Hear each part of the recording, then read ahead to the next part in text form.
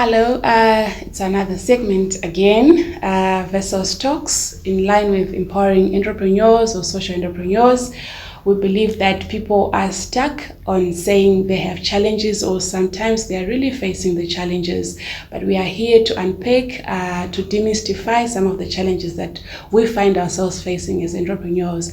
And in this segment, I have none other than Rebecca, the gorgeous rebeca1.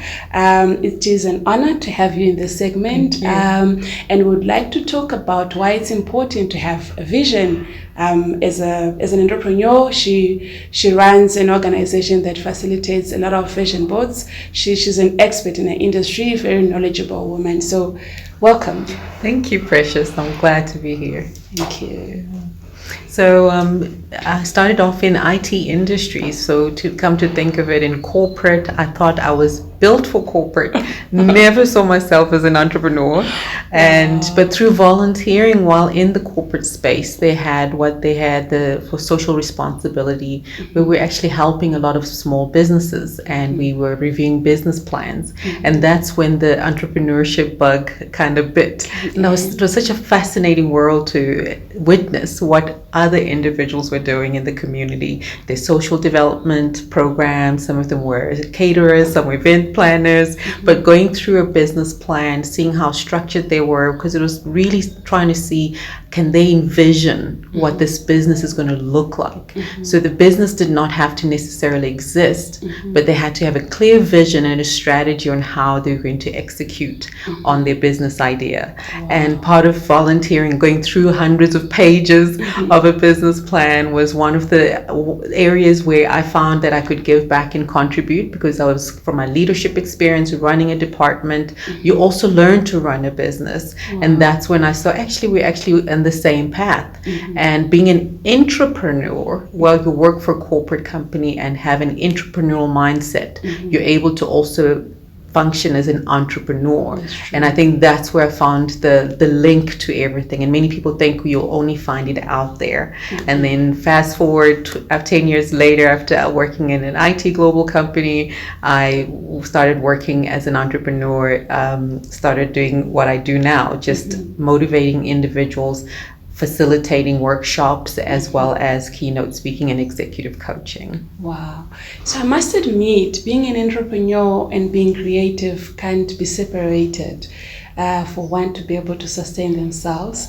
And then it's also very paramount. I see that you do a lot of vision boards to try and help people to map out their thought processes and maybe plan the bigger picture. Would you mind kind of like elaborating more on that? Absolutely. I think many people have this notion that vision boards are it's like theoretical, and it's all the kind of like fluffy kind of ideas and approaches, but it's actually very foundational for anyone, regardless of where you are. I personally applied it in my life for many years, and I saw how it worked. And when people would ask me, Rebecca, how did you do it? How did you get out of bed, even when in moments when you were low and did not know what the future was going to hold? Because I went through a divorce, and I'd just gotten a big promotion, and I'm thinking I still need to fulfill the vision that I have for my career plan. I still need to fulfill the vision that I have as a parent. I had to sit down and re-strategize and draw my goals. So first of all, I had an idea and a dream. So vision boards really start off with anyone who has an idea or a dream. As long as you have the power of imagination, you've got somewhere to start. That's right. Because what happens is that in your brain, I say there are no signs which say there's no trespassing here when it comes to as far as you can imagine. Hello. As the mind thinketh, right? And I always say dream in wide open spaces. And even from a young age, I'm sure there are individuals where they used to look out the window in the car or in a taxi ride, outside or while they were going to school, and they'll just imagine. And maybe in class you'll get in punishment because you're daydreaming too much, you're not paying attention. But many times our minds can take us so many places across borders. I even encourage individuals to say, dream across borders. How far do you want to travel? How big do you want your business to be? You can still build it in your mind. But from your mind, you now need to make a plan on how to make this dream a reality. So you start planning. So that's where the structure comes in, the goal setting model that I've created to actually help individuals to put the ideas in quadrants and bring clarity and even categorize them to say, okay, when it comes to relationships, what's my vision? And as an entrepreneur, you can say, what are my business relationships? How am I going to coordinate and make this reality for my business take place? And then from just having a plan, then you set specific goals where you now have specific goals to say, okay, within the timeline, is it going to happen this year? Do I need to save up money for the capital, or do I need to start building pipeline for potential customers and start having meetings for the next 3 months, maybe have quarterly plans? So then from that goal, now you start achieving and being action driven, because many times people think of vision or a vision board is just a collection of pictures. But I always say the normal definition of a vision board is really saying it's a collage of images or words or phrases that inspire you. That's right. To achieve what your future state that you think that you're going to become, or what you want to achieve, or what you actually want to get, or who you want to be. So all those images of people inspire us. For Nelson Mandela, for example, he's a man who was a man of principle. He was a leader. He overcame a lot of adversity. So for you, you might have an image of him on your vision board, just to say, I want to have those kind of principles of being disciplined to make sure that I'm a global influencer.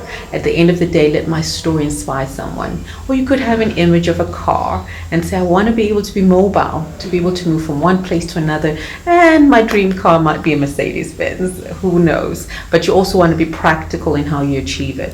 So by looking at visual images and words every day, when you wake up and you just look at it and you say, wait a minute, I'm not there yet, but I know where I'm going. So it's almost like your landmark, the different signs and a reminder. Even if you wake up low that day, it just picks you up and says, hey, you know what?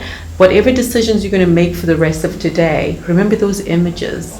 And if you decide to give up, is it taking you further away from achieving that specific goal? But if you decide to get up and try again, it's taking you closer to whatever your aspired dream or vision might be.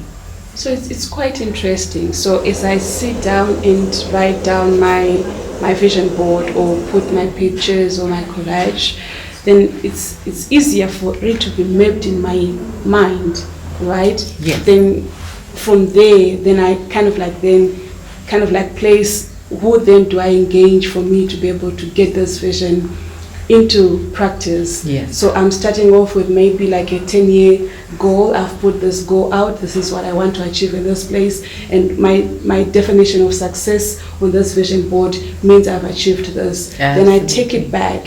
I bring it to now. Then from there, then I put the operational models or systems that I then have to implement for me to be able to get to that place. Absolutely, because those operational models will support the vision, because the vision is not going to fulfill itself. If you look like organizations, for example, we can talk about any brand, IBM, for example. It's been in existence for over 100 years. Hershey's Kisses, over 100 years. So you hear of organizations where they have set a vision of what they want to become 10 years from now, 100 years from now. They have a vision. And many organizations and corporates, they have a clear vision. But as individuals, as an entrepreneur, I might say, well, I don't really need clarity of vision because I'm still small. But for them to become who they are, to be global leaders, they have had clear vision, and they've had to revisit that vision and update that vision constantly. So I always talk about long-term planning. So when you start with your vision idea, normally it's like a 10-year plan. And then you might say, okay, within 5 years, I should have done ABC to get to that 10-year plan. But maybe in 2 years' time, I need to get to do ABC to get to the 5-year plan That's in right. order That's to reach the eventually built 10-year to the plan. 10 years. So that it's a powerful statement, because many times we don't have the sustainable long-term view of the goal setting. So breaking down your goals as well into quarterly planning. So, and personally as an entrepreneur, I visit my goals every year. So my vision board is updated constantly. Or if there's nothing to update, I know exactly how close I am to achieving that. So at any given point, I should know from a progress perspective. That's why for my organization, I'm the CEO of Ngoma Communications, and one of our offerings is VIP, we call it, which stands for Vision Inspired Progress, and that's where we give a lot of those modules on vision board, on goal setting. And there we're saying your vision should inspire your progress. And many entrepreneurs are frustrated and they're saying, oh, I'm doing this, but nothing is working, like you said, getting unstuck. But let the frustration push you to make a decision, to get you out of your comfort zone, but let the vision pull you into the next steps, not doing things out of like, I need money, I'm desperate, I need to make a living, oh my goodness. So you're coming from a position of fear and frustration, and that's not sustainable in the long run. But coming from a position of strength and of clarity of where you're going, and determination and the will to say, I'm going to put in the hard work that's required to fulfill this vision, that's more sustainable, because now you're fueled with your passion and desire to succeed in whatever your definition of success is.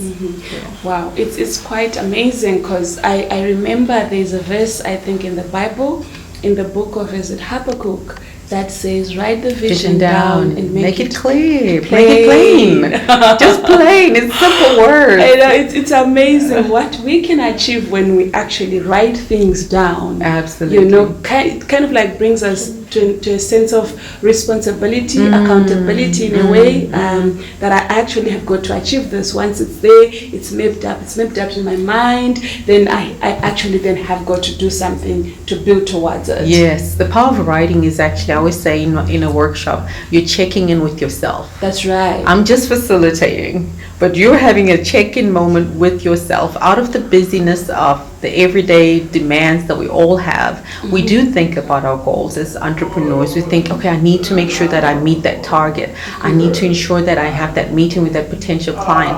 I need to make sure that I update the strategy for the business. But many times we don't stop, sit down and write it down, because many times it ends up in the back of our minds, we forget about it, and then it gets lost in the busyness of life, and then the next thing we feel stuck and we're not progressing. And so sitting down and having that moment to write down with a paper and a pen, and just saying what are my thoughts and putting them on paper. So it's such a powerful tool. And if you're a digital person, go on your laptop. Like I have an Excel spreadsheet where I would check in and say, okay, from a strategy perspective, how many meetings have I had? Were they productive? Should I put this follow-up meeting in the next few months? And then I also check and see how many events I've got, how many workshops I've lined up, how many I need to put in the strategy plan to make sure that I'm still making a living and making it sustainable. So that's part of your pipeline, your sales plan, and your marketing strategy gets put in place because of what your sales targets are. So at the end of the day, vision has the power of driving you to success and progress, but sitting down and taking account of what's actually happening in the current state and the operations of your business, and writing things down and reaffirming your vision is so important. Wow. It's so important. Wow. So you have headed the audience. She facilitates amazing vision board workshops that are of top range, quality, and everything. It's important to have a vision, and it's something that gives us direction towards a goal that we want to achieve. Please feel free to engage Rebecca on other workshops that she has, and then we're going to continue having sessions with her, kind of like demystifying the challenges that entrepreneurs face on a day-to-day basis. Thank you for listening. Thank you for your time. Break. All right. I need to